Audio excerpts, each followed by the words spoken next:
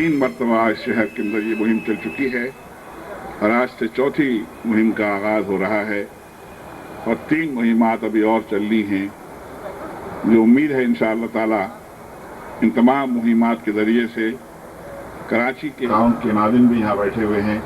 मुझे उम्मीद है इंशाअल्लाह ताला कि उनके ताउन से रात के अंदर भी इस पोलियो के मूजी बर्स का खात्मा होगा और बिलाखिर पूरे कराची के अंदर भी हम इस मुहिम से निजात पा सकेंगे।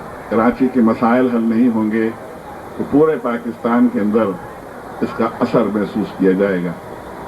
कराची वो वाहिद शहर है कि जहाँ अभी मैडम ने बताया यहाँ रिजर्वायर नहीं है, लेकिन यहाँ पर आमदोरफ्त इतनी होती है बाहर से कि उसके नतीजे के अंदर वो जो मर्द है वो कैदी होता है और फिर वो यहाँ पर उसका असर महसूस होता है। इस लिहाज से भी कराची असलन पाकिस्तान है और उसको पाकिस्तान का ही ताज समझना चाहिए।